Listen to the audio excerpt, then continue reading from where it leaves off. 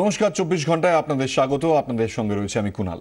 ক্রমশ চাপ বাড়াচ্ছে কমিশন। প্রথমে বৈঠকে কড়া বার্তা জাইদির। তার দুদিনের মাথায় এক লপ্তে বদলি 37 জন প্রশাসনিক আধিকারিক। ফলে তৎপরতা বাড়ছে পুলিশ মহলেও। জারি ধরপাকড়, খানা তল্লাশি এবং ভোটের মুখে ফের বাস থেকে বেআইনি অস্ত্রসহ গ্রেফতার 4। এবার খাস কলকাতা থেকেই কলেজ স্ট্রিটের নওদা থেকে নারকেলডাঙ্গাগামী বাসে উদ্ধার 2টি পিস্তল ও কয়েক রাউন্ড গুলি। ঘটনায় 4 জনকে গ্রেফতার করেছে জোড়াসাঁকো থানার পুলিশ। ধৃতেরা সকলে বিহারের বাসিন্দা, এমনটাই জানতে পেরেছে পুলিশ। আমাদের সঙ্গে এই মুহূর্তে টেলিফোনে রয়েছেন আমাদের প্রতিনিধি বিক্রম দাস। বিক্রম, একদিকে যেমন দেখতে পাচ্ছি কমিশনের চাপ বাড়ছে এবং সুষ্ঠুভাবে নির্বাচন করার জন্য যে ব্যবস্থাপনা এখনো পর্যন্ত, সেক্ষেত্রে এই গ্রেফতারি কতটা তাৎপর্যপূর্ণ, কি কি তথ্য উঠে আসছে? দেখো, জোড়াসাঁকো থানার পুলিশ আধিকারিকরা গোপন সূত্রে খবর পান যে বিহারের নওয়াদা থেকে একটি বাসের মধ্যে আর্মস লোড করা হয়েছে। সেই আর্মস বিক্রি করা হবে কলকাতায়, এবং সেই খবর পাওয়ার পরে কিন্তু আজকে সকালবেলা জোড়াসাঁকো থানার পুলিশ আধিকারিকরা কলেজ স্ট্রিট চত্বরে উপস্থিত ছিলেন, এবং যেই মুহূর্তে ওই নওয়াদা থেকে আসা বাসটি কলেজ স্ট্রিট এসে পৌঁছায় তখনই কিন্তু বাসটিকে ইন্টারসেপ্ট করেন পুলিশ আধিকারিকরা।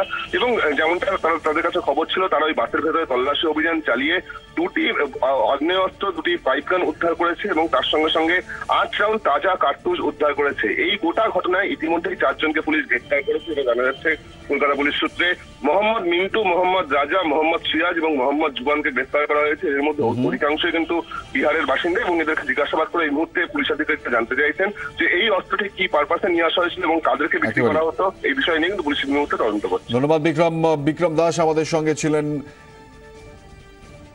এবং এরই পাশাপাশি শুধু কলেজ স্ট্রিটের বাস থেকেই নয়, নিউ টাউন এলাকার যাত্রাগাছিতে নির্মীয়মান মেট্রো স্টেশন থেকে বমাল গ্রেফতার এলাকার কুখ্যাত এক দুষ্কৃতী, এবং রাতেই তাদের গ্রেফতার করেছে নিউ টাউন থানার পুলিশ। নান্টু হাজরা আমাদের প্রতিনিধি আমাদের সঙ্গে রয়েছেন। নান্টু, ঠিক কোথা থেকে উদ্ধার হয়েছে এই পিস্তলগুলি?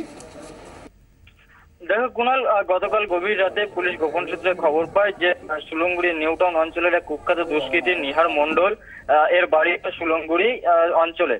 সেখানে সে নিহার মণ্ডল দীর্ঘদিন ধরে এলাকার বাইরে ছিল, এবং গতকাল রাতে সে তার পরিবারের সাথে দেখা করতে আসে, এবং সেই সময় পুলিশ গোপন সূত্রে খবর পেয়ে তার বাড়িতে হানা দেয়। হানায় তাকে গ্রেপ্তার করা হয়, এবং এর কাছ থেকে 2টি আগ্নেয়াস্ত্র এবং 6 রাউন্ড গুলি উদ্ধার হয়েছে। এবং এর পাশাপাশি নিউ টাউনের যাত্রাগাছি অঞ্চল থেকে এখানে একটি জঙ্গলের ভেতরে বোমা রাখা ছিল, ব্যাগে একটি ভেতরে বোমা রাখা ছিল। পুলিশ তখন তল্লাশি চালাচ্ছিল, সেই সময় সেখান থেকে 6টি বোমা উদ্ধার হয়েছে। এবং এই ঘটনায় যে নিউ টাউনের নির্বাচন কমিশনের যে কড়া বার্তা, এবং সেই কড়া বার্তা, ধন্যবাদ। নান্টু হাজরা আমাদের সঙ্গে ছিলেন।